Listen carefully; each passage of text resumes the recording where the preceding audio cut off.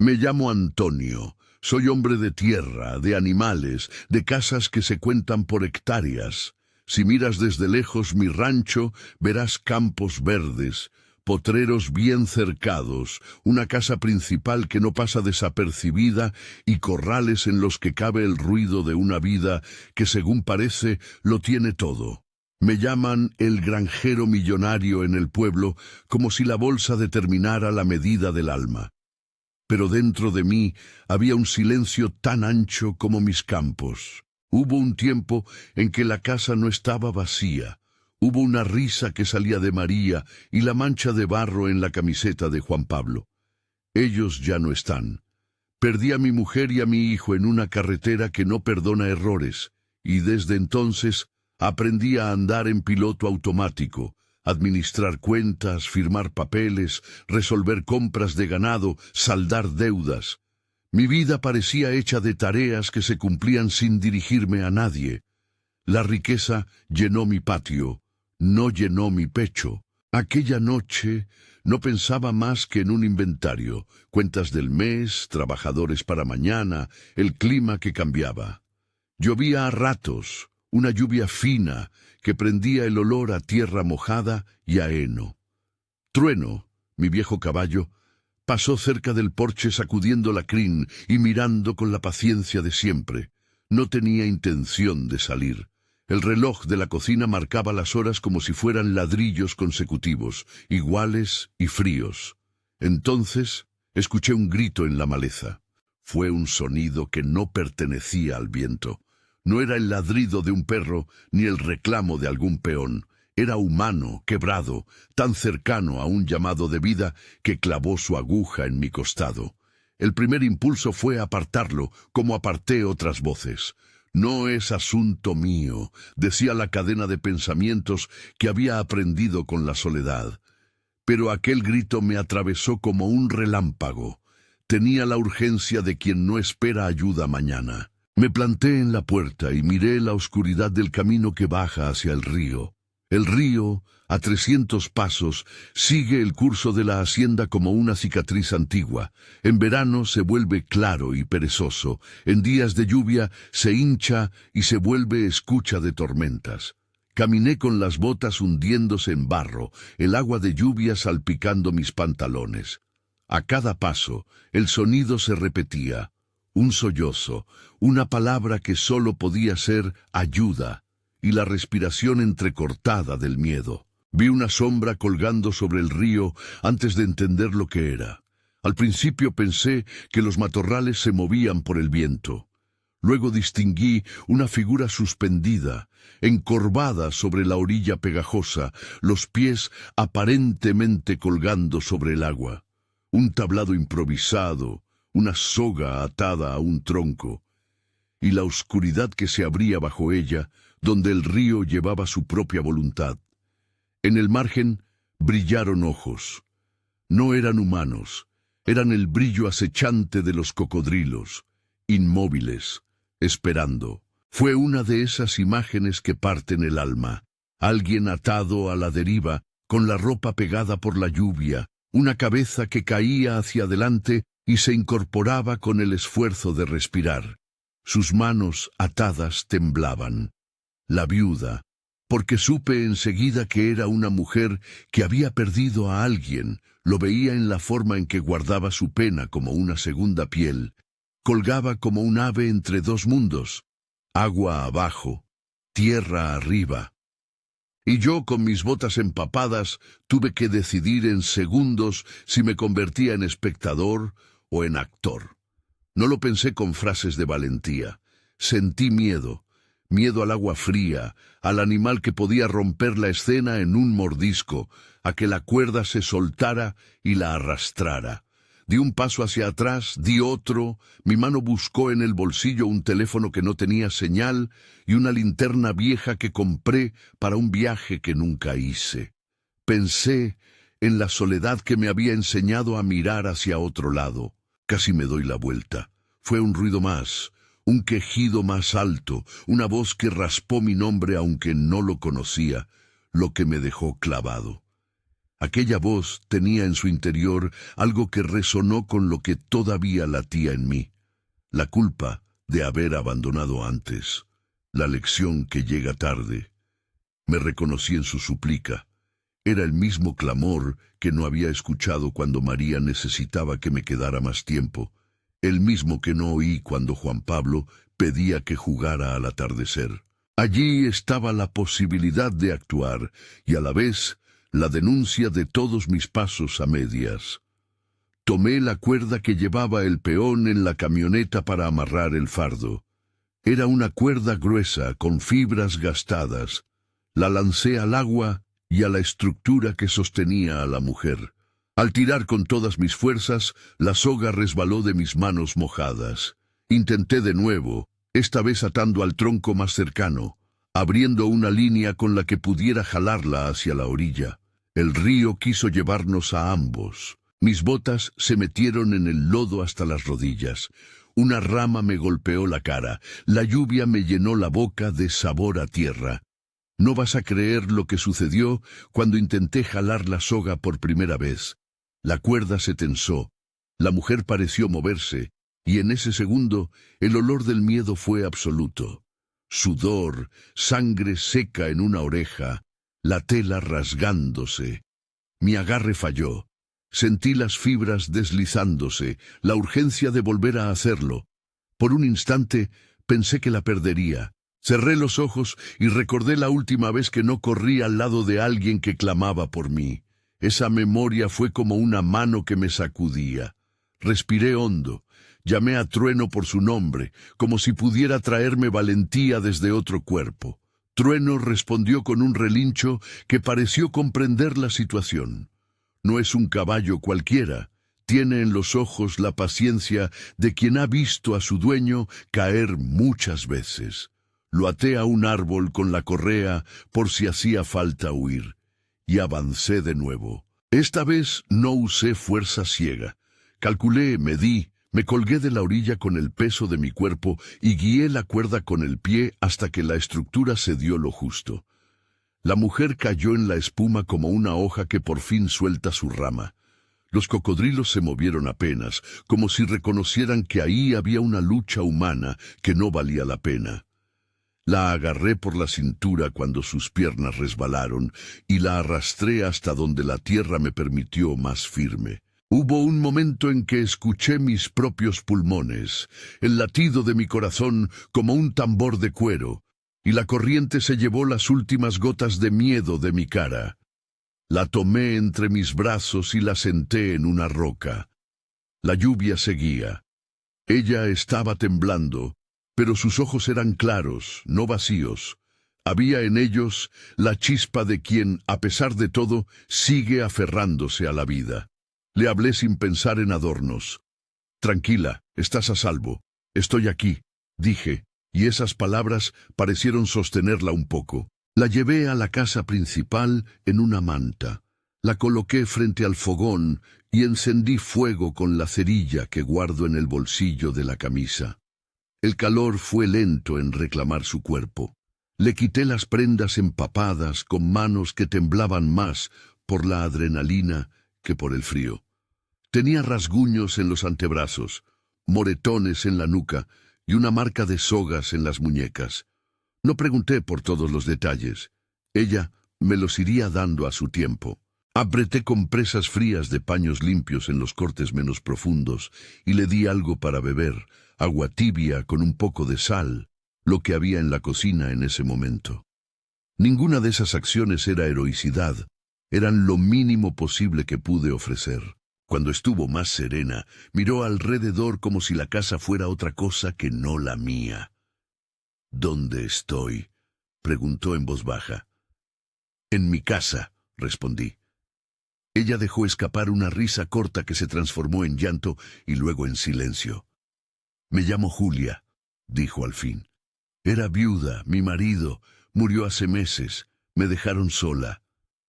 «¿Quién te hizo esto?», pregunté, porque la honestidad es una herramienta que no dejo en un cajón cuando las cosas se ponen feas. Su mirada se endureció, se convirtió en sí misma por un instante y luego volvió a quebrarse.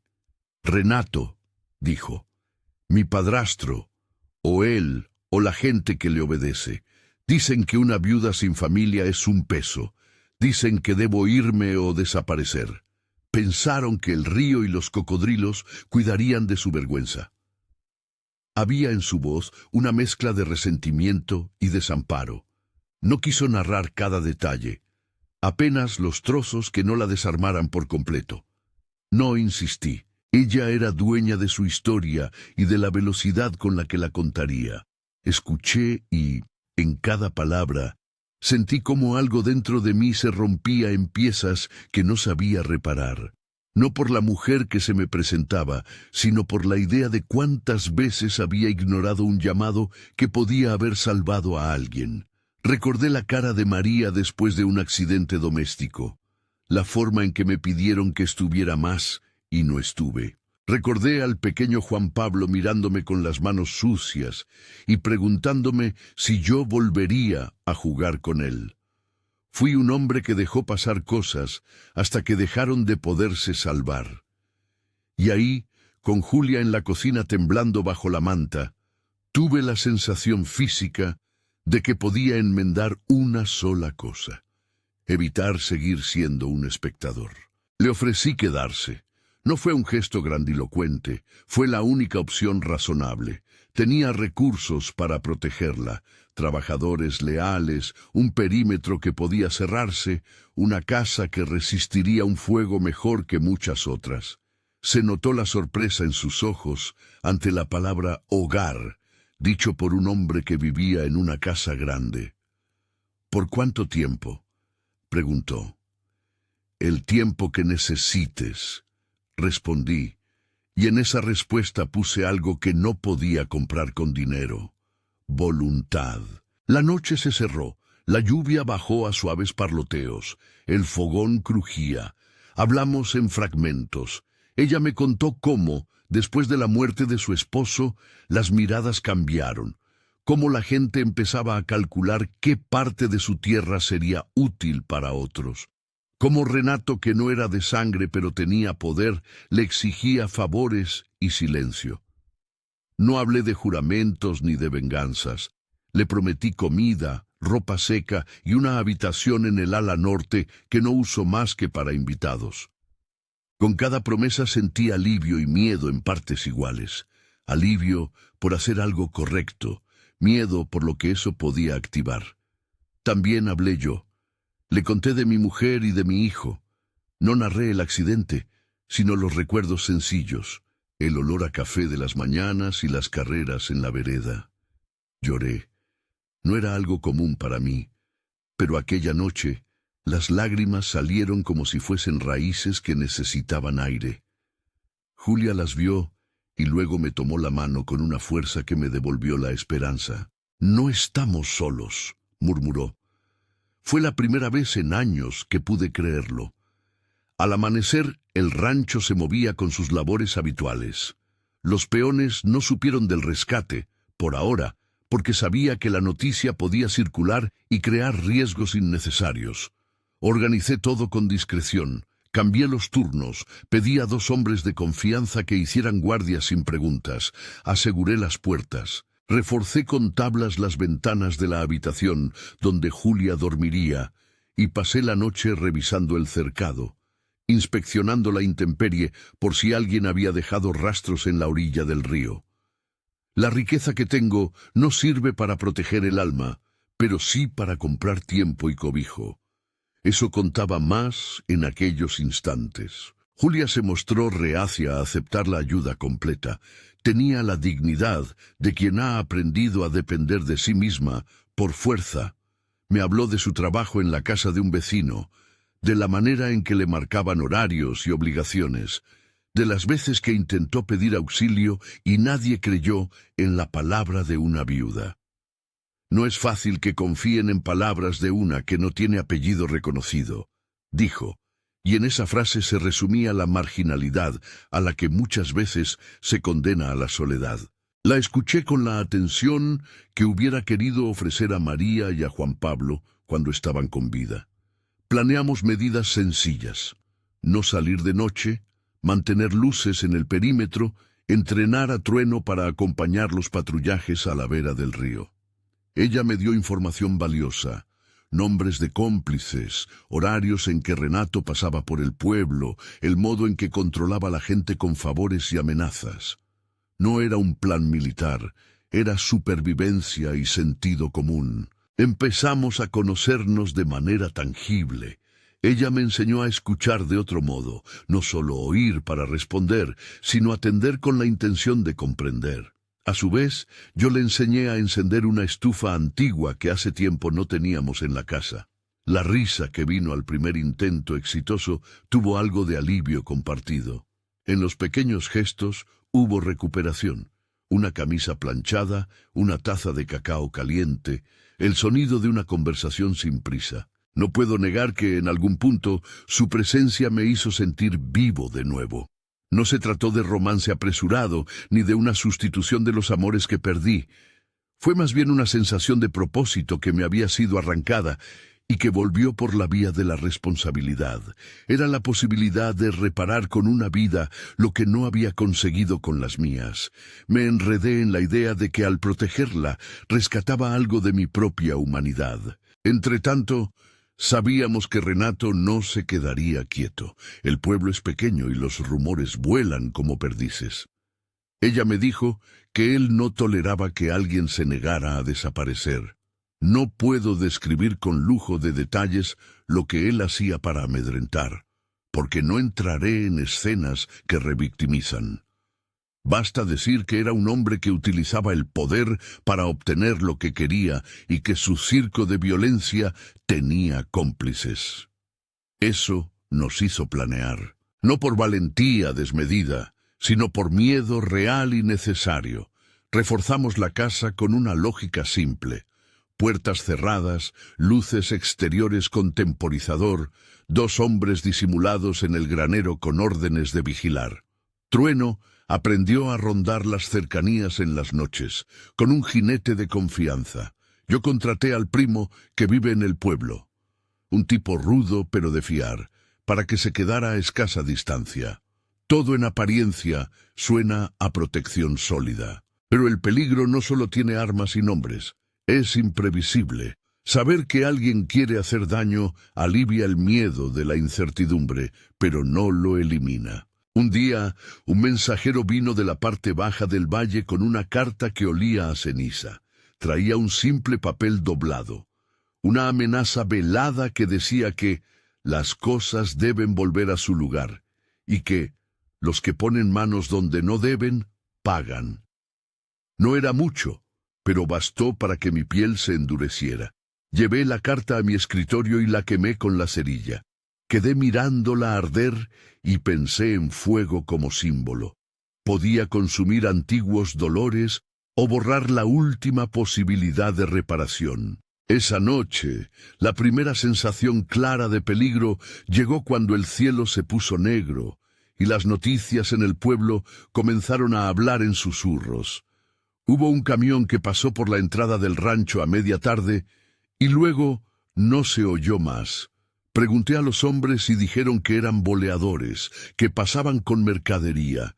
No me creyeron cuando dije que algo olía a preparación, pero mi instinto no me falló. Renato era diestro en el arte de camuflar intenciones en labores cotidianas. Julia, por su parte, no se dejó abatir. Tenía una voluntad sorprendente y en sus ojos podía ver que se movía por algo más que supervivencia. Buscaba recuperar su dignidad. Ayudó a tapar ventanas con tablas y a trenzar sogas que refuerzan puertas antiguas. Aprendió a manejar un rifle, no para usarse primero, sino para entender que existiría una posibilidad de defensa. No hemos jurado violencia, solo hemos aceptado la posibilidad de protegernos. Hubo una tarde en que, al trabajar en el galpón, encontré una cuerda cortada en la orilla de la propiedad. Fue la sombra de un aviso. Alguien había probado cruzar sin permiso y se había marchado. Esa pieza de cordel me dejó la noche despierto. Miré por la ventana de la habitación de invitados donde ella dormía y vi la silueta recostada, respirando tranquilo. Me sentí irresponsable de esa paz improvisada. Pensé en el dinero que tengo y en cuántas cosas compra, trabajadores, remolques, herramientas, pero había canales en los que mi riqueza no sabía navegar, el temor, la sospecha, la reconstrucción del alma. Mi mano abrió una libreta vieja donde escribía los nombres de María y Juan Pablo, y supe que mi deber no era solo con lo que tengo, sino con lo que me queda de humano. Una noche, cuando la luna se negaba a mostrar rostro y la lluvia volvió a hacer tambor en el tejado, escuchamos un ruido que cortó el hilo de la quietud. Motores a lo lejos, voces que no eran de los trabajadores habituales. Alguien pisaba el camino de tierra al borde del rancho. Un grupo, quizás, moviéndose con sigilo. El corazón detenido en el pecho dejó pasar el aire como si todo dependiera de un instante. Julia y yo nos miramos. Ella tenía la cara blanca, pero los ojos afilados. No había tiempo para dudas. Llevamos a Trueno a la calle lateral, preparamos las escopetas de emergencia y nos escondimos. No era la intención pelear, era la intención de no ser sorprendidos. La oscuridad nos tragó. Desde la veranda vi linternas que pasaban por el otro lado del cerco, voces bajas que buscaban algo que ya sabíamos que estaba escondido. Entonces una luz más grande, dirigida a la casa principal, iluminó la fachada. Una voz profunda preguntó por mi nombre. No era un pedido de cortesía. Eso marcó el instante en que lo que habíamos planeado pasó del campo de posibilidad a la vértebra de la acción. Sentí el peso de todo lo que había dejado sin hacer y supe que, en esa línea nocturna, mi realidad iba a cambiar. El primer bloque de esta historia llegó hasta aquí. Si esta historia te está tocando y quieres escuchar cómo sigue esta huida, cómo se enfrenta el miedo y qué decisiones nos quedan por tomar, suscríbete para no perder el próximo episodio de esta lucha por la vida y la dignidad. La voz del otro lado del cerco avanzó firme, con el olor a pólvora apagada flotando en el aire. Luces punzantes recorrieron la tierra de la hacienda como dedos que buscaban heridas. Mis dedos apretaron la madera de la puerta mientras Trueno resoplaba a mi lado. Julia, con la mirada puesta en la noche, murmuró: «No puedo volver a hacer que me maten sin que nadie me vea». Hubo una determinación en su frase que me contagió. No buscábamos heroísmos, buscábamos vivir.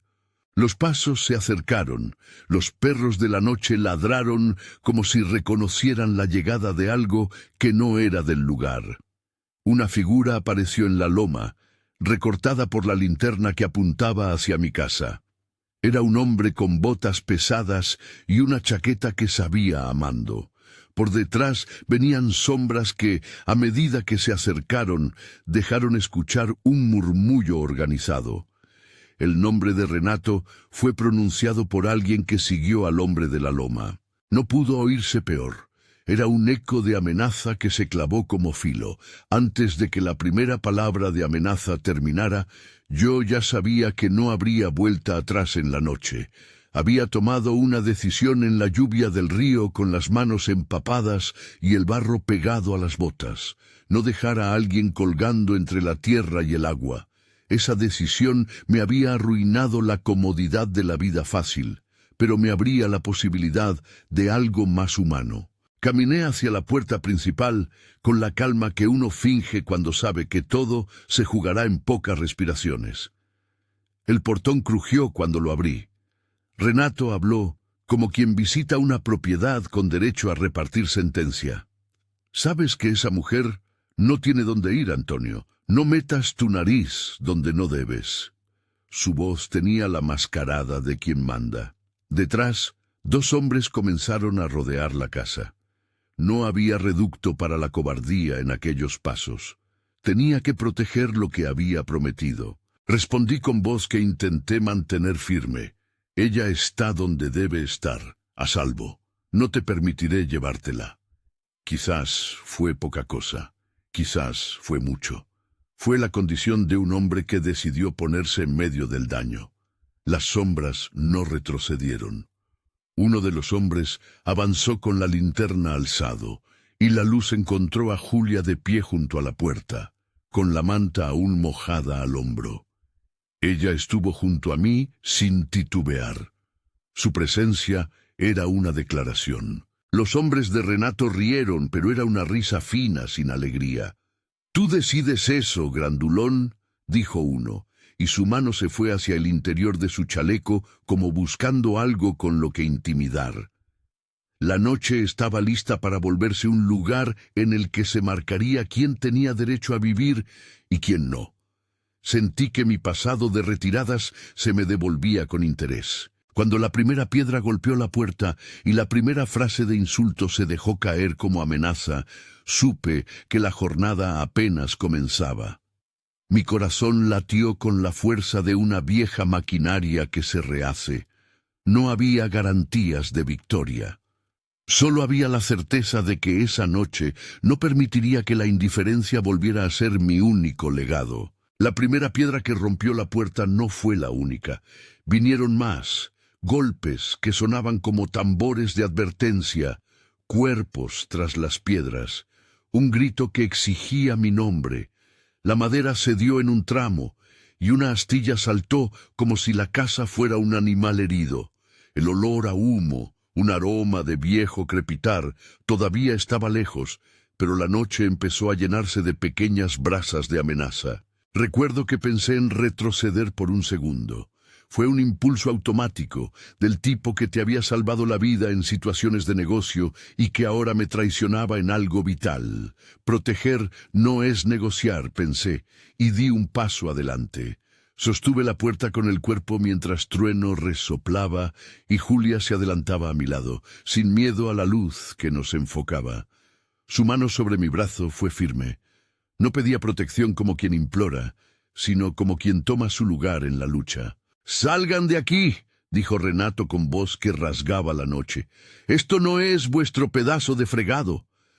Sus hombres la rodearon como lobos que mueven la manada en círculo. Sentí la tensión en el aire, el silencio en el pueblo que se hacía cómplice. Si aquel fue el momento de la cobardía, lo habría desperdiciado por completo. Mi vida me había enseñado a poner precio a las cosas. Aquella vez puse precio a mi alma. No permitiría que se la llevaran. Uno de los tipos lanzó una cadena al suelo con un estruendo metálico, como si quisiera someter con sonido. Otro se rió, y en esa risa quedaba el desprecio por todo lo que yo representaba. Un hombre con tierra y algo de dinero que se atreve a decir no. Un proyectil de insulto atravesó el aire. Evité contestarle con palabras que inflamaran, porque sabía que la misma noche se encargaría de hacer todo más grande.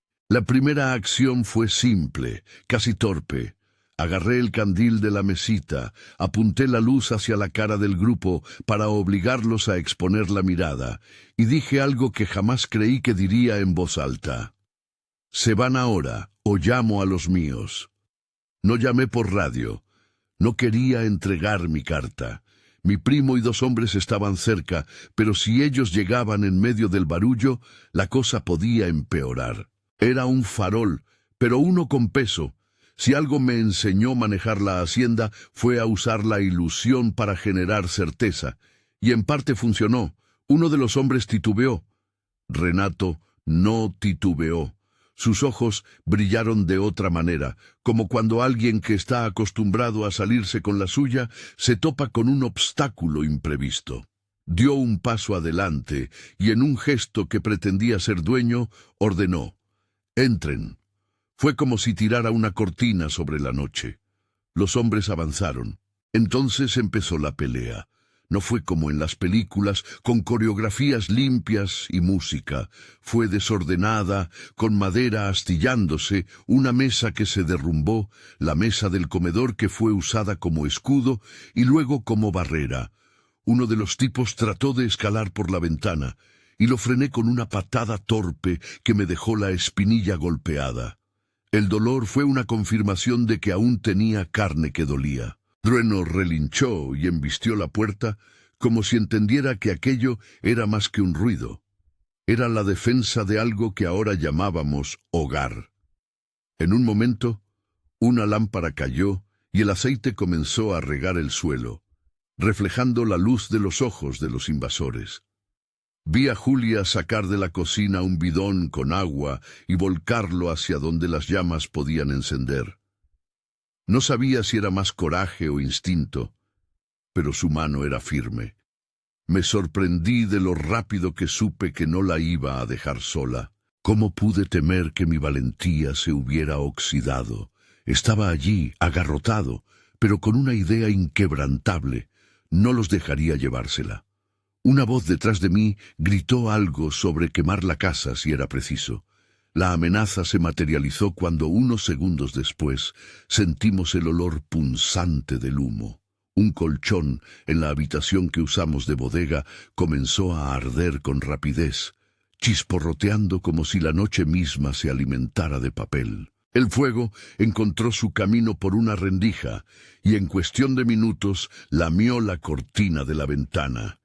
El calor subió en olas. No era posible luchar a las dos cosas a la vez, contra la gente y contra el fuego. En un impulso que hoy me parece tanto irracional como necesario, agarré a Julia por el brazo y tiré de ella hacia la salida trasera. Un hombre me dio un empujón que me hizo perder el equilibrio. Caí. Me lastimé una costilla, sentí un pinchazo agudo que me dejó el aliento corto. La lluvia seguía, una lluvia que ahora no lavaba, sino que hacía más espeso el humo. Salimos por la cocina, por la puerta de servicio, y vi que Trueno estaba junto al granero, las patas resbalando, buscando terreno firme. No pude llevar a todos los que quise, no pude proteger cada cosa, pero pude correr con eso que importaba. Cuando salimos al patio, la casa principal estaba ya en llamas por la parte norte. Las lenguas de fuego mordían el tejado con avidez. Vi a uno de los hombres acercarse a Julia en un intento carcelario. Había en su rostro voluntad de poseer. Fue en ese segundo cuando Trueno, mi caballo viejo, rompió la calma. Lanzó un relincho potente y se lanzó hacia el hombre. Trueno no tenía instrucción para pelear, pero tenía lealtad. El caballo empujó al agresor con su pecho. El hombre cayó. En ese bocado de segundos, Julia se zafó de la mano que la buscaba y corrió hacia la abertura del establo. Yo, con la costilla doliendo, vi como uno de los hombres, furioso, sacó una cuerda. Antes de que la lanzara, me lancé sobre él. No fue valentía técnica, fue una especie de necesidad moral que me empujó. Levantar la mano y procurar que la vida que estaba frente a mí no se perdiera por la deuda de mis ausencias pasadas. Nos alcanzaron en la verja de salida. Hubo una trifulca breve y salvaje, un golpe que me hizo ver estrellas, una pierna que se enredó en el barro. A lo lejos, el sonido de motores, no de mis hombres ni de mi primo, sino de un vehículo que había llegado con prisa tardía. Alguno de los invasores corrió hacia él. No supe si era apoyo o retirada. Lo que supe fue que yo iba a hacer lo imposible por sacar a Julia de ahí. La decisión fue clara. Salir montados y huir por la vereda que llevaba a la sierra. Salir por el otro lado, lejos del camino principal donde quizás los que nos buscaban tendrían ventaja. La lluvia había hecho fango, pero la sierra ofrecía cobijo y senda viva, vegetación para esconderse. Pedí a Trueno que siguiera conmigo. El caballo pareció entender como si hubiera en él un acuerdo tácito que no exigía palabras. Montamos. Julia temblaba en la silla, con la manta enrollada a su alrededor, y su cabello se pegaba al cuello con gotas que relucían como si fueran vidrio. La casa detrás de nosotros lanzaba chispas y su silueta se difuminaba entre humo y lluvia. Sentí el ardor de la pérdida otra vez, no por la casa en sí, sino porque esa casa era un lugar donde había vivido con María y Juan Pablo. Ver su techo prenderse era como encender todas las heridas. Pero también supe que esa hoguera más que destruir nos daba una excusa para renacer. La ruta de escape nos llevó por senderos que conocía desde joven cuando recorría la propiedad a caballo. Cruzamos el viejo puente de madera cuyo tablón central crujió bajo el peso de Trueno. En la orilla del arroyo vi huellas recientes. Había gente que nos seguía de cerca y que probablemente había pensado en cerrarnos el paso en la loma. No sabíamos si los hombres se dividirían.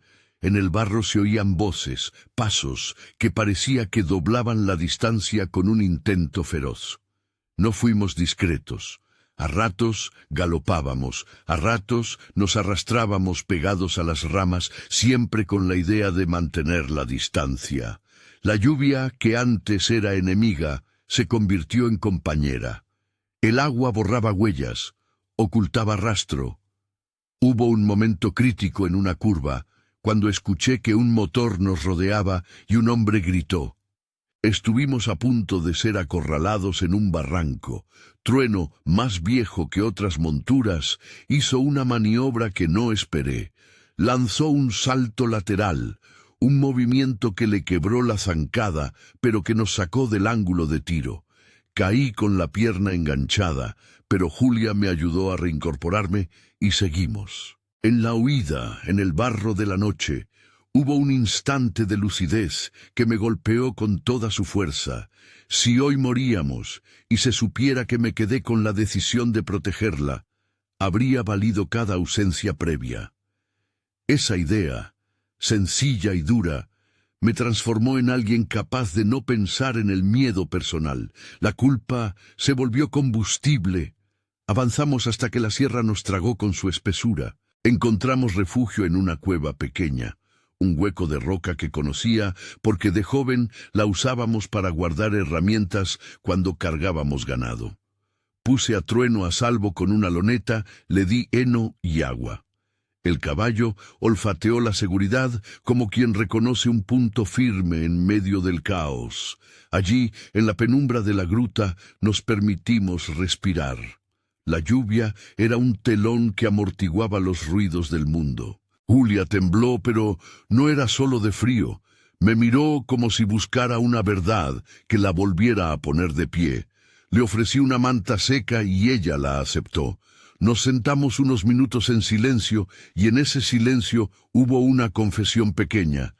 Pensé que yo era invisible, dijo con voz quebrada, que no importaba qué me pasara. No supe qué decir al principio. Era una frase que resume la tortura de aquel que ha sido arrebatado de la comunidad y tratado como coste. No eres invisible ahora, le respondí, y no pasarás por eso mientras yo respire. La madrugada fue larga. El fuego de la casa a lo lejos se apagó con la lluvia, dejando un olor a madera quemada que se pegó a nuestra ropa. El pueblo se despertó con murmullos. A la mañana siguiente supe que Renato había hecho circular notas, que intentó cerrar el asunto con intimidaciones y con la vieja argucia de la desinformación, decir que Julia era una mujer sin credibilidad para que nadie la tomara en serio. Pero a la vez algo cambió. Algunas voces del pueblo se unieron en el rumor de que un granjero había tomado partido y no se quedó de brazos cruzados. La verdad, a veces, se mueve como el agua. Busca la grieta por donde drenar. La primera parada real fue la casa de mi primo en el pueblo. Era un lugar rústico y seguro, con paredes de piedra y una cocina que olía a pan. Mi primo nos recibió con la dureza de quien conoce la ley del silencio, pero con los ojos de alguien que no juzga. Nos ofreció cobijo y, lo más importante, tiempo. El primo me miró y no me dijo, «Bien hecho». Me dijo en el silencio que entendí, «¿Vas a arreglar esto, Antonio?» No contesté con palabras, contesté con actos. Julian, como le llamaban allá, se encargó de contactar discretamente a una mujer del pueblo que trabajaba en la oficina municipal. Una persona sin poder aparente, pero con la costumbre de registrar nombres y hechos. Le pedí que anotara nuestra presencia anónima por unas horas. No era suficiente para poner fuera de juego a un señor como Renato, pero ayudaba a que no todo el peso quedara sobre nosotros. Le pedí a Julian que preparara un plan de huida larga por si la situación escalaba. Los dos hombres que me acompañaban se dividieron. Uno se quedó para vigilar el entorno, el otro fue a conseguir alimentos y mantas. Tuvimos que aprender a movernos sin llamar la atención. Los días que siguieron a la huida fueron un tejido de pequeñas victorias y de retrocesos silenciosos. Julia dormía a ratos, y a ratos no. Tenía momentos de lucidez en los que me contaba pasajes de su vida. El funeral de su esposo, la forma en que la gente la miró con ojos que pesaban, la soledad en una casa mucho más grande que su compañía. Me habló de los nombres de quienes la acosaron, de patrones en la conducta de Renato que permitían predecir sus movimientos. No era un manual de estrategia, era la narración de una sobreviviente que nos entregaba pistas. Mientras tanto, yo trabajaba en otras batallas. Arreglar la herida en la costilla que me dolía al respirar, cambiar de ropa, limpiar la sangre seca en las manos, reorganizar los papeles del rancho para que pareciera que todo seguía su curso. La fachada debía mantenerse. Tenía que dar la impresión de que la normalidad existía, para que Renato no supiera si habíamos abandonado la hacienda o no. Jugar al fantasma fue parte del plan. Si él o sus hombres pensaban que yo había perdido todo, quizás se confiarían. No me gustaba la mentira, pero la estrategia no era otra cosa que una forma de supervivencia. Meses vinieron en los que el cansancio se alternó con el alivio. Julia comenzó a reconstruir su vida con pasos pequeños y firmes. Aprendió a confiar en horarios, a no salir sola al atardecer, a llamar a alguien cuando iba al mercado. Empezó a trabajar como ayudante en la pequeña cocina del primo, donde nadie le pedía credenciales. Su sonrisa lenta era la marca más clara de que algo se estaba moviendo en su interior. No curamos todo de golpe. La fe no curó sus heridas completas, pero la voluntad de levantarse día a día sí nos dio un trayecto. Hubo momentos de fragilidad. Un mensajero con el sello de una empresa llegó al pueblo preguntando por la mujer que era problema. Y en una fecha, alguien los reconoció. Un grupo de hombres llegó a preguntar por mí en la taberna, buscando venganza económica, según dijeron. Mi primo les plantó cara con la soltura de quien no se deja intimidar por la fuerza bruta. Pero también hubo algo que cambió en el pueblo. Gente que antes miraba de reojo comenzó a hablar mejor de nosotros. Otros incluso vinieron a ofrecerse como testigos si era necesario. La solidaridad no siempre aparece inmediata, pero cuando lo hace, sostiene. Renato, por su parte, no se extinguió en orgullo. Hizo lo que hacen los que creen que el poder puede reemplazar la ley. Movió influencias, ofreció dinero a quien declarara a su favor, amenazó a testigos. Pero el mundo tiene un equilibrio extraño. Quienes estuvieron callados comenzaron a recordar. Un viejo peón, testigo de hace años de muchas injusticias, decidió hablar. Contó en un grupo de confianza cómo Renato había operado. No fue un gesto heroico aislado, fue el resultado de muchas conversaciones lentas y de confianza diaria. No hubo una sola gran batalla pública, sino un goteo de relatos que hicieron cuajar una posibilidad de cambio. No cuento esto para hacer creer que la justicia llegó rápida o como una solución mágica. Hubo trámites, papeleo, amenazas que intentaron detenerlo todo. Hubo momentos en que me pregunté si habíamos arriesgado demasiado, pero también recuerdo el día en que una patrulla municipal se acercó al pueblo con orden de investigar el incendio en mi rancho. No fue una redención absoluta, pero la cordura encontró su pasaje y la necesidad de poner en regla lo que se había roto. Renato desapareció aquel día. No sé si se fue por miedo, por estrategia, o porque alguien mayor que él le hizo ver que su tiempo se había acabado. Dicen las voces del pueblo que se mudó fuera, que la tierra que tanto codiciaba quedó polvorienta para él. No quiero gloriar su caída, prefiero recordar la consecuencia, menos miedo para quienes lo sufrieron y más claridad para aquellos que necesitaban justicia. En los meses posteriores reconstruimos con lentitud. No volví a levantar la casa principal como estaba. La razón no fue económica, podría haberlo hecho. La razón fue simbólica. Decidí, en vez, construir un espacio más pequeño y sólido, con habitaciones sencillas, con una sala común donde la gente pudiera sentarse y hablar. No quise volver a la antigua ostentación. Mi riqueza pasó a ser instrumento. Pagué materiales, contraté a quienes sabíamos que no traicionarían un secreto, y ofrecí un lugar temporal a mujeres del pueblo que necesitaban salir de contextos violentos. Julia fue quien tomó el liderazgo para ayudar a otras, no por heroísmo predestinado, sino por haber conocido la grieta y querer colocar un puente. Organizamos una pequeña red de apoyo con mujeres del pueblo, con costureras, con educadoras. Empezamos con recursos mínimos, una despensa, una cama, una lista de teléfonos. No dije que la fe nos había salvado. Dije que la acción humana y el apoyo conjunto hicieron la diferencia. Empezó a haber gente que se acercaba no solo por mí, sino por la promesa de un refugio real. Yo, por mi parte, aprendí a escuchar. Aprendí a no dar por sentada la presencia. Me sentaba con Julia en la cocina, con una taza de té, y hablábamos de cosas pequeñas, del olor del pan, de una canción que le recordaba a su esposo, de la siembra de maíz que había en un lote cercano. Empecé a escribir nombres en una libreta no solo como inventario de ganado, sino como lista de personas que de alguna forma me habían devuelto humanidad. El dolor por María y Juan Pablo siguió presente, no con la punta afilada que me había inmovilizado, sino como memoria que me empujaba a no fallar de nuevo. Tuvimos una ceremonia pequeña el día que abrimos la puerta del refugio por primera vez. No era una boda ni un acto de fanatismo. Era un reconocimiento de que las cosas rotas pueden ser reparadas por acto de voluntad. Gente del pueblo vino, algunos con vergüenza, otros con curiosidad, un puñado con genuino deseo de ayudar.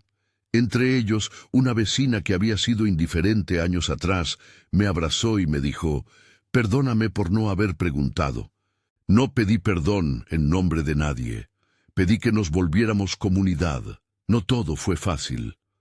Hubo recaídas, pequeños retrocesos, cuando una noche alguien robó víveres del refugio.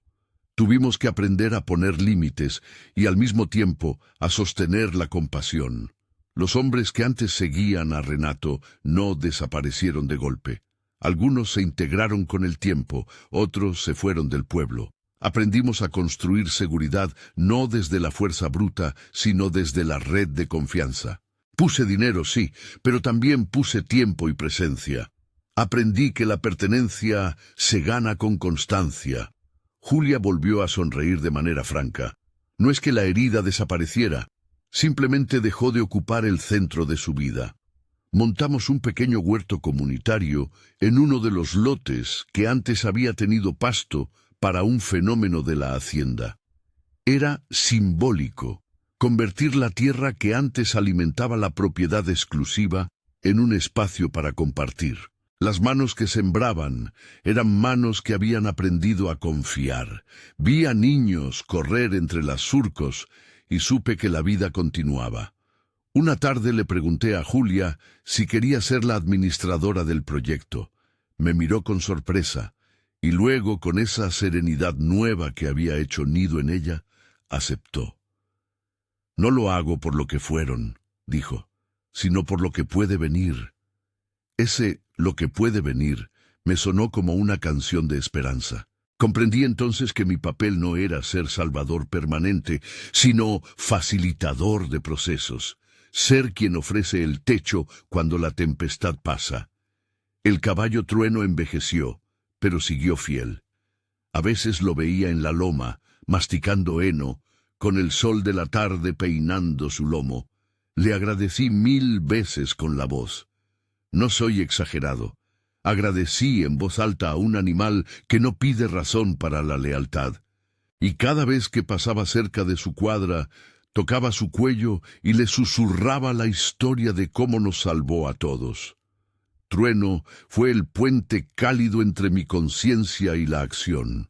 En una de aquellas tardes, me senté en la vieja mecedora que había dejado en la nueva sala y recordé todo el camino. Pensé en la noche del río, en la cuerda que se me escapó de las manos, en la cara de Julia cuando dijo su nombre, en la casa ardiendo, en los pasos en el barro y en la cueva. Pensé en el sonido real de la soledad que había sentido tras la pérdida de mi familia. ¿Qué me habían enseñado? Que la riqueza no es sinónimo de plenitud y que la pobreza no es sinónimo de insignificancia. Al final, el gran cambio fue menos dramático de lo que imaginé. No hubo un gran juicio, ni una escena pública de redención forzada. Hubo pequeñas acciones que cambiaron el curso de muchas vidas. Una persona que decidió creer en la palabra de otra, un primo que nos sostuvo, una vecina que rompió el silencio. La justicia llegó a su tiempo y la comunidad empezó a reparar. No curamos el mundo, pero hicimos lo que estuvimos en capacidad de hacer. La última vez que vi a Renato fue al pasar por la puerta del pueblo. Un señor viejo cruzó la calle con una bolsa vieja y se perdió entre la gente. No supe si era él, ni sentí la necesidad de preguntarlo. Lo que sí supe fue esto. Mi vocación dejó de ser la de acumular y pasó a ser la de guardar. Guardar vidas, guardar historias, proteger a quien no tiene voz. La llamada que escuché aquella noche en el río no fue un accidente. Fue el gatillo de una reparación que tardó meses en tomar forma, pero que ahora podía verse en los ojos de una mujer que volvía a reír sin miedo. A veces me pregunto si mi acto fue heroico. Lo respondo con pocas palabras. Fui humano. Eso fue suficiente. Ser humano me trajo de vuelta del vacío. Salvar a otra persona, con mis manos temblorosas y mi corazón golpeado, me devolvió el sentido de responsabilidad que antes había dejado en pausa. No encontré en eso una redención fácil, sino un camino duro y amable, hecho de continuidad. No prometo milagros ni resultados garantizados. Lo que cuento es exactamente lo que viví. Una decisión, un esfuerzo, noches en vela, gente que salió del silencio y otras que continuaron en la sombra. Si algo de esto llega a ti, toma lo que puedas. La urgencia de actuar cuando oyes un grito, la importancia de acompañar, la necesidad de construir redes donde la gente no tenga que pasar sola por el peligro. Antes de cerrar, quiero decir algo breve. Hubo momentos en que recé sin oraciones largas ni frases grandilocuentes, solo palabras sueltas que salían del pecho. Señor, dame fuerza para no volver la espalda. No siento que la oración por sí sola resolviera todo, pero sí creo que en esas sílabas encontré calma suficiente para actuar con claridad. Si tú rezas, que tus palabras te empujen a la acción, si no, deja que la compasión te mueva. Si esta historia te tocó, te pido algo sencillo. Comparte este relato con alguien que necesite escuchar que la vida puede reconstruirse. Deja un comentario contando un momento en el que tú o alguien que conoces hizo la diferencia. Y si conoces a alguien que sufre violencia doméstica, en la descripción de este video hemos puesto enlaces y recursos de apoyo. No son recetas, son vías para pedir ayuda profesional y acompañamiento. Nadie debería atravesar el miedo solo. Mi nombre sigue siendo Antonio. Sigo siendo el hombre de la tierra, pero ahora la tierra tiene otro significado para mí. Es lugar de trabajo, sí, pero también es sitio de encuentro y refugio. Aquel día en el río, cuando decidí tirar de la cuerda con las manos resbalosas, no imaginé que terminaría por salvar mi alma. Hoy sé que eso fue lo que pasó. Al salvar a Julia, me salvé a mí mismo. Y si hay una lección que quiero dejar, es esta. Si ves a alguien colgando entre dos mundos, no mires a otro lado. Interven con lo que tengas. Una mano, un caballo, una casa, una palabra. La valentía no siempre viene envuelta en gloria. A veces viene en forma de acción humilde y persistente. Gracias por escuchar. Si quieres apoyar a quienes atraviesan situaciones similares, revisa los enlaces en la descripción y comparte esta historia para que más personas sepan que ayudar cambia destinos.